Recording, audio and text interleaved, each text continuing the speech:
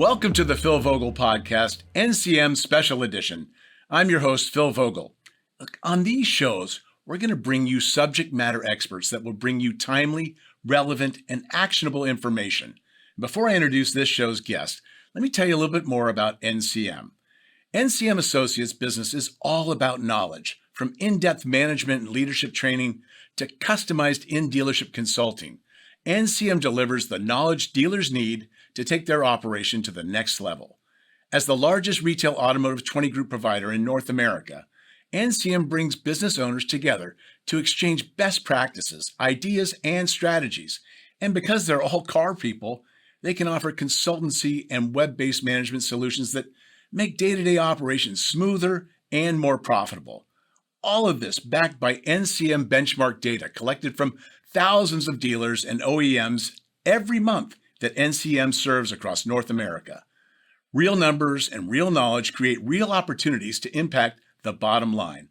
Visit ncmassociates.com/podcast to learn more. One of the most active dealership M&A firms currently is the Presidio Group. And here to discuss my favorite subject, dealership mergers and acquisitions, is Presidio's president, George Karolis. George, thanks for joining us today on the show. Well, thanks for having me, Phil. Glad to be here. Yeah, it's awesome. I'm glad we put this all together. You look good. You do as well. It's been a long time. Good to see you coast to coast here. So let's get started on this. So you guys have been prolific of recent in some of the biggest deals in automotive M&A. And so I'm so glad you could join us. And, you know, there's one thing that I've noticed in my M&A practice is, you know, and here we are, two competitors talking to each other about business. And I'm loving this. So thank you for taking the opportunity to come on the show with me. There's a lot of new players coming into the market. And so what's attracting these new players to our space? I mean, there's private equity, there's a lot of people, wealthy individuals that are just getting into the business. Look, I think there's always been those elements trying to invest in automotive. Automotive is one of the largest industries in the world. Obviously, people love their vehicles, their cars. That attracts a lot of investors from all types. You know, I've been at this over 20 years. In various forms doing deals, and we've always seen and heard of private equity,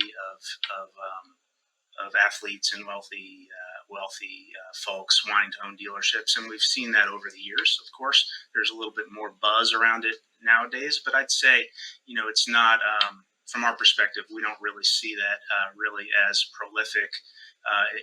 It sounds interesting, but we don't really see it as as much. We see mostly the traditional players doing the real deals out there, whether it be the public companies, financial buyers, of course, family office. There's a bit more family office that we're seeing nowadays, of course, with some really a couple family offices leading the charge. And then there's always been that element of new investors that come in with an existing dealer, with a dealer group as an investor. But a lot of that is with existing dealers that are in the space. So do you think, what's driving these new players? And it's, obviously there's, rates are awfully low. The return on investment is pretty sexy in the car business. We've seen so much new money flowing into all the startups coming into the space, specifically in pre-owned used vehicles. So I just am curious as to what the big driver is for some of these private equity firms, in your opinion. I mean, what are they saying to you when you're able to show them pro formas and what have you, and the opportunity? What gets them excited? Yeah, look, there's tremendous growth opportunity with how fragmented the industry really still is. Right. So I think that excites investors from all ranges in terms of the availability of and the pipeline of additional deals that can be done in the space. But yeah, look, capital, both equity and debt capital, are at their lowest of levels in history, right? To a good degree, and the public company stocks, which are pretty good proxy for value, are also at all-time highs. And the arbitrage opportunity is pretty significant still, right? It's huge. But of course, we have a model that's proven itself, of course, through COVID and tremendous performance, record performance right now from all dealers. We hear a lot of dealers telling us that this is the best they've ever done. Never in their careers have they done this well. How long will it last? We'll talk about that, I'm sure. But it's you have a perfect storm of record profitability, low rates, tremendous availability of capital, and a proven model that continues to prove itself. Of course, a model that will face disruption and is going to be changing at a faster clip than any time in its history as well. Yeah, and I'm calling it COVEBITDA, right? These are the earnings.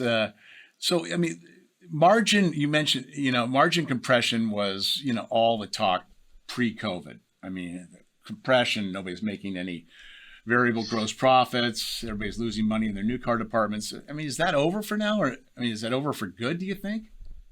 Well, it's supply and demand. It's that simple. Right now, we have limited supply and significant demand. We have dealers selling, inventory that they don't even have yet. Right. That drives pricing and margin. You got dealers selling used car inventories, wholesaling them off. That's right. For better nets than they would if they were to have go through a retail buyer. Yeah, look, you talked about what you called the COVEBITDA. I mean, COVID has had an impact on vehicle desire for vehicle ownership, right? Safety and mobility. We've talked about that for years. Now, as these, as COVID kind of, calms down, if you will, and continues its trajectory here. Will that change? Will our memories? Will we forget? Will we go back to more shared transportation, mass transit, things like that? Time will tell. But for now, more folks want to own vehicles than ever before. Right.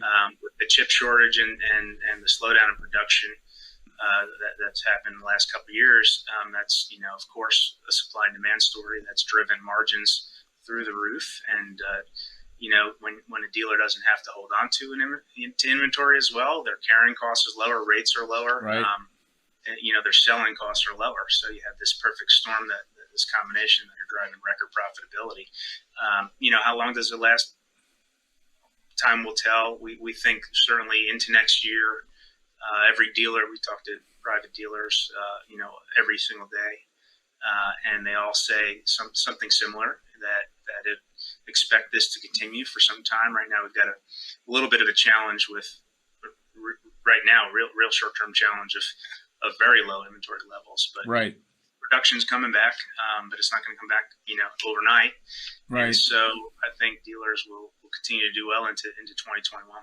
So one of the questions that, well, it's not even more than a question. It's a big dialogue and conversation with sellers and buyers today, specifically more so from buyers asking me, okay, how are we going to value this deal, right?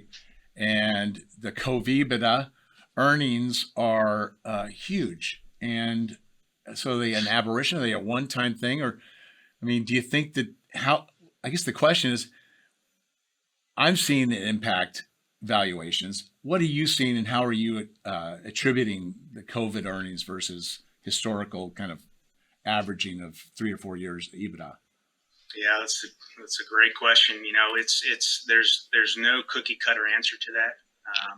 Every single deal we're seeing is sort of stands on its own, right? And there are some buyers that say, I'm not going to pay any attention to what happened, from COVID forward. And those buyers are likely not going to be buying. Acquire too many deals. Not going to happen.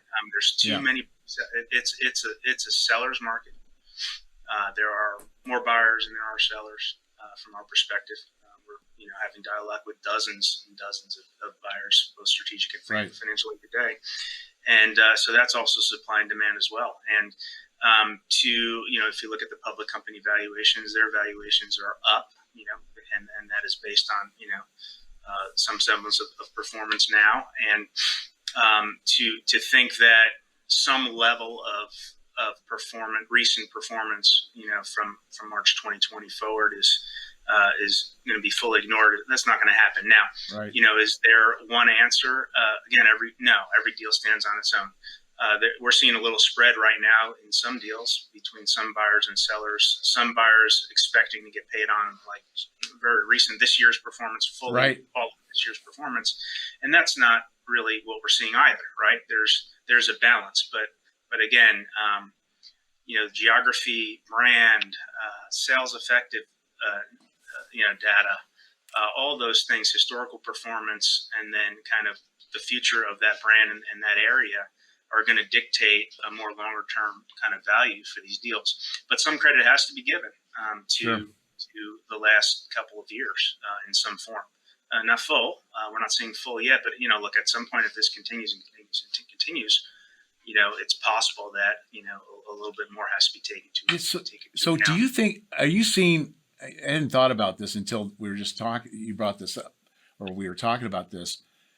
So, is the demand and the supply, right? Is that delta? Is it kind of has gotten higher and greater? Are deals coming together quicker for you? Not necessarily. I mean, there's, I wouldn't say there's,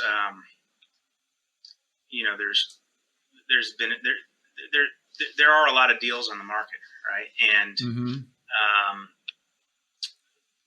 but again, I don't think that's, and there's a lot of buyers. I don't think that's driving deals to happen quicker. Now, again, it all depends on the deal.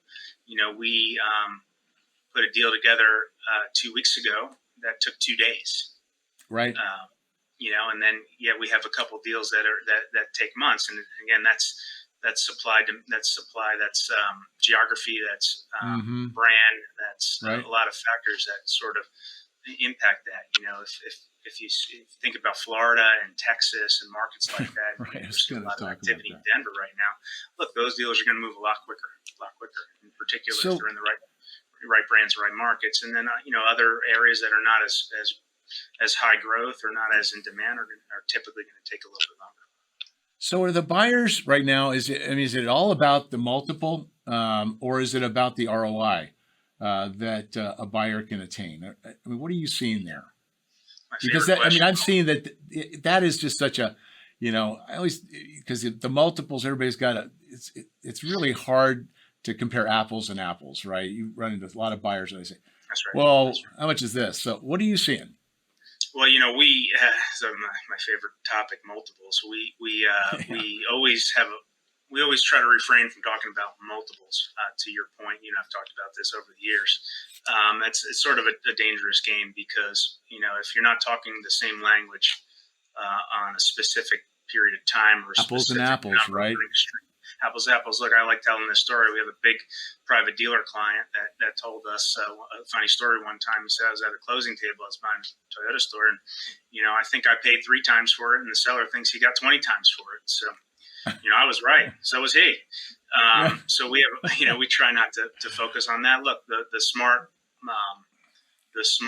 way to analyze anything is exactly like you said, from an ROI perspective, discounted cash flow perspective, what's the long-term value of something that you're buying versus looking at something one moment at a time. Multiple is just math. I mean, it's really just reverse math, and you back into it ultimately. And you can have 7 different answers depending on whether you're looking at current earnings, 3-year average, EBITDA. But does do the new buyers, are they looking more at multiples or are they looking at ROI, do you think?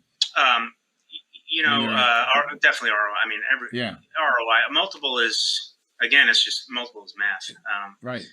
We've come accustomed in the industry to talk about multiples by brand, ranges of multiples by brand. But when we go to market with a deal and representing client, we rarely talk. We refrain from talking about multiples. I agree. We talk about value and what something's worth based on historical performance, future potential, etc. So let me read you a quote. So Ford CEO Jim Farley recently said, "We're really committed to going to an order-based system and keeping inventories at a 50, 60-day supply. I know we're wasting money on incentives. The current business model is going to change somewhat. So what do you, I mean, I know we're wasting money on incentives and we're going to an order-based system. How do you see that impacting? And is that going to catch fire amongst other OEMs? Well, in a perfect world, if every single OEM lined up and that's new entrants as well, and all did it a certain way, it might be possible. I'd be surprised. We'd be surprised to see that every OEM they have massive machines, massive plants, massive sunk costs, and they're many of them have obviously it's moving metal, and market share is important to some more than others, Right. and so it'll I wish I don't have the answer. I just know that it will be a challenge for that because of all the competition out there, especially with new entrants. Is it a good thing to not have 100 days supply on the ground? Absolutely. Yeah. Is under 30 a little tight, and is it probably, but time will tell. It's an interesting it'll be an interesting story to follow. Sure. So the current business model is going to change somewhat, somehow. I think. I mean, based on what Farley's saying and what I'm hearing in terms of OEMs going forward. Is the OEM in the deal? Is the OEM an adversary, or are they still a partner, or are they going to become adversaries? Do you think? I mean, I think sales, floor plan assistance. I think the days of that's got to get really old for some of these OEMs, right? Seeing these huge credit in the floor plan accounts. And incentives, direct sales. Where do you see this going? Well, I don't think OEMs and dealers should be adversaries. That's not No, I agree. That's not smart from our perspective. I think each OEM is a little different. We're seeing some, embrace dealers more than others. Some, going back to old habits with, being tough on facilities, yet some being more lenient that way and understanding how much the industry is changing. The big forces of change, obviously, digitalization has been, rapid change agent over the last couple of years with the onset of COVID, and that's not going to end, right? And that's changing dealers' business models. But we have electrification, autonomy, and significant new entrants that are in the space and coming to the space, and all of those things, pose opportunities, but also challenges for dealers. And dealers that are partnered with OEMs will weather that storm and take advantage of those opportunities. Sure. From our perspective, better than if there's an adversarial relationship there. Yeah, I get it. I guess the dealer OEM relationship has always been, it's always changing, right? And some manufacturers and dealers are more simpatico, and some are a little more adversarial. Just let's pivot to talking about buyers and what are they looking for right now.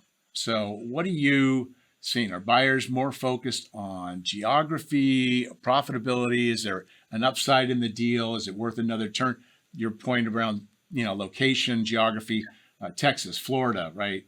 Those deals are bringing at least another turn or two in some cases. What is it? The ability to scale the brands? Yeah, no, look, it's geography is a key driver. We've been probably the most active in Texas of late with the Park Place transaction and John Eagle group that we did there, and then recently we represented the Sewell family in Dallas on their acquisition of classic BMW in Plano, an iconic BMW store. So we've been very active in Texas, and Texas is one of the most sought after markets, right? Particularly metro markets there. It's high growth, business friendly environment, and people love their vehicles. No mass transit to speak of. So yeah, we're seeing deals priced, at the higher end of the range in markets like Texas and Florida and Colorado in Arizona, for example, than in other markets that are, not as high growth and as business friendly, for sure. But again, every deal stands on its own. Every buyer has a different different kind of checklist of what they're looking for, depending who they are. With Right. 8,000 dealers out there, some are are locally focused and want to just have scale and represent as many brands as they can in their local markets. Others want to diversify, spread their wings, and go to complementary markets. Others have a national footprint. Others have a regional footprint. Brand is always key. Obviously, the luxury and high volume imports and high volume domestics are sought after. We're seeing Hyundai gain strides here, and Right. Subaru doing real well of late. But yeah, geography, brand, and of course profitability. Right. So talking geography for a second. So ABC, anything but California. I hear that from a lot of dealers, and yet we see, you and I both, we're seeing so many existing California dealers growing. We have a lot of the new players in automotive that we talked about in the beginning of the show. They're coming in and fearless about California and, the cost of doing business, whether it's real estate and what have you. It is California. It's still a huge market. So what are you hearing in terms of that? Yeah, it's a little bit all over the place. To your point, we actually sold 2 deals last year in California for clients, and one was to an existing dealer in California. One was to a dealer group that was not in the market from the East Coast that wanted to enter California. They had an operator there and saw value in the platform that we sold. But yeah, California is a little bit more challenging. It's those that are there understand the market and are more prone to want to grow in California. Others that are not in California, generally speaking, I'd say the norm is that they don't want to enter a new market like that with all the other choices they have. But there are one out of I forgot the number. Is it 1 out of every 8 vehicles? I don't know if it's still are sold in California and no mass transit and that sort of thing. So there's a big market there and big volume to be done and continue to be done in the climate. So weather climate, I should say. And so but it is across the board. It's typically, we're not hearing when we talk to dealers about what their target markets are. California is usually not top of the list. Sure. Yeah. So George, before we wrap up here and I let you go, how do people get in touch with you and how do people follow you? Oh, they can follow us on LinkedIn or on our website, thepresidiogroup.com, or they can call you and reach out as well to get to us. But we appreciate it. We're pretty active in the space right now and seeing a lot of different things, and it's an exciting time to be a dealer and to just work in the industry. We also have a group that specializes in everything that's not a dealership that touches automotive, called Auto Retail Services, and we're seeing a tremendous amount of activity from vendors, service providers, and tech companies. Go back one sec. Say that again, George. Tell me. Say that again. Yeah, we're very active not only in the dealership space, but on the non-dealership space in automotive. So any businesses that have anything to do with retail automotive. So technology plays. Technology companies, service providers, vendors in the space. We're seeing tremendous activity on that side of the business, and we're pretty active representing some clients. Did a few deals this year, both on the fundraising side and M&A side, and we're seeing that space really kind of pick up, especially on the tech side, and because of just the innovation and disruption that's happening, how quickly the industry is evolving. We had the capital availability and low cost of capital that we talked about, and all engines full steam in the industry. Well, you guys are diversifying, like a lot of dealers are diversifying into software and technology plays, right? Using your expertise, and makes a lot of sense. Hey, George, I knew this would be a great show, and I thank you. And before we sign off here, I just want to thank again NCM Associates for their sponsorship of the Special Edition podcast. And thank you, George, for being on the show. Much appreciated. And if you be sure to like and subscribe to our channel to get notified when a new episode is up. So, George, thank you. And until next time, we'll see you down the road.